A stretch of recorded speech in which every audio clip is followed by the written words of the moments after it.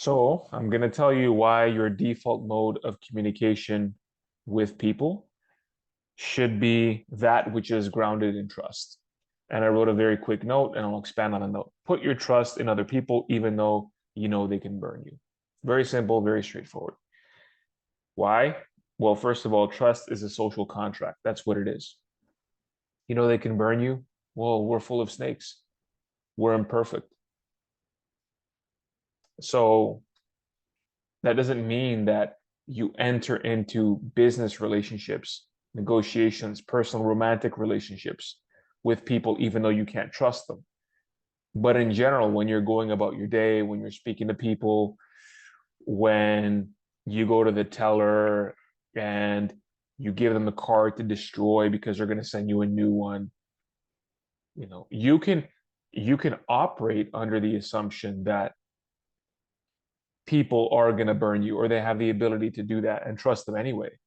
That's the best line of approach to take. It doesn't mean that you have to trust people that are obviously deceptive or manipulative or criminals with your money, for example, or with a loved one, like leaving the care of your child or your significant other with a group of individuals that you know are not trustworthy. So what I'm saying, use your discernment, use your judgment. But in general, the social contract that we have with other people when we just engage with them on a daily basis has to be grounded in something real, even though we have the knowledge that other people can be deceptive, they can be manipulative, they're full of snakes, right? You are, I am, we're all kind of like that. Some of us are better at being aware of how the snakes are moving and to kind of like keep them at bay and to set up those mazes that allow them to like move around and go to areas where they don't interfere with our lives.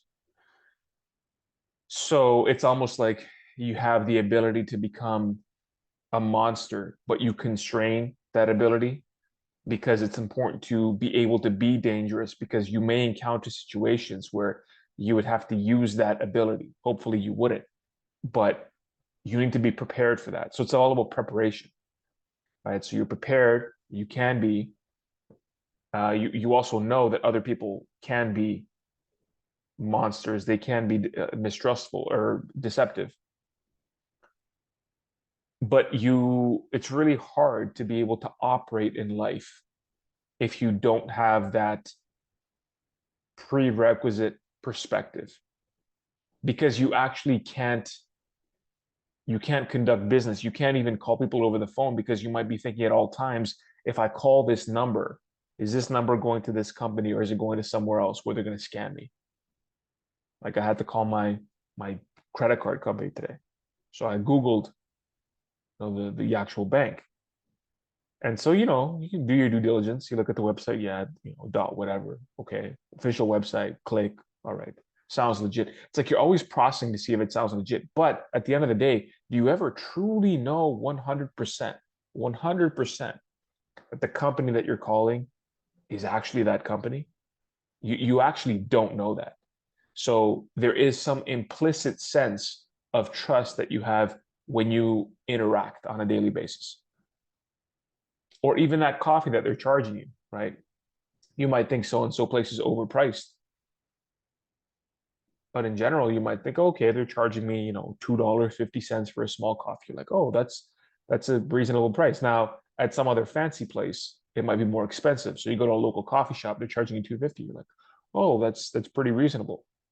Now they're making a profit, of course, right? The coffee that they're actually serving you costs them cents on the dollar. Now it may be more expensive with inflation and cost of manufacturing and food prices and what have you. But the point is, they're you're operating based on the assumption that they're not intentionally trying to screw you. Same with other companies. And even if you did have that assumption, you're still going to do business. You're like, I know this is overpriced, but I'm still buying it. Like you go to Starbucks. People use that example all the time. It's like overused example, but it proves the point. You go to Starbucks, get an $8 coffee. Coffee, $8. It's Starbucks, the brand, blah, blah, blah. You justify, you rationalize to yourself why it's okay to spend that money. So you go ahead and do that. So, and then you're trusting that, oh, the quality, the coffee's quality, who the fuck knows, right? Coffee's quality, the place is, you enjoy it, there's a brand, this and that, right? You're trusting that there are certain things in place that justifies the price to you. So remember that, like your package delivery, you send a package somewhere or it comes to your door, and you're trusting by being away for an hour. Like if you're not going to be home, you're trusting that the other people in the neighborhood are not going to rob you. So you don't realize that you're doing this, but you are doing this. So it's important to bring that attitude to the surface, right? You don't want to just keep that underneath, like, oh, it's a social contract. You're probably not even aware that is the default mode of operation that we have, trust as being the social contract.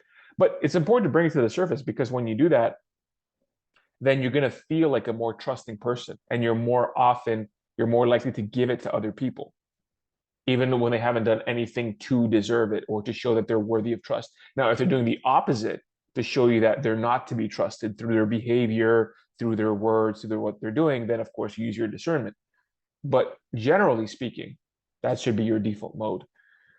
Again, barring exceptions. But I guess the point I'm trying to make here is, if you bring them to the surface, you're more likely to feel like a trusting person. You're more likely to give that trust, and you're more likely to receive trust, and you're more likely to act in a trustworthy manner.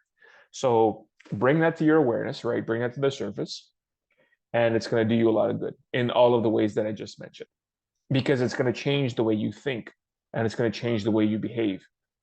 And knowing that that is the foundation of our society in many respects, just allows you to feel more connected to it. So, yeah, that was a little bit of a short video there. Hope you found that helpful. Leave a comment below if you liked it. Like the video, subscribe to the channel, all that good stuff. And I'll see you tomorrow.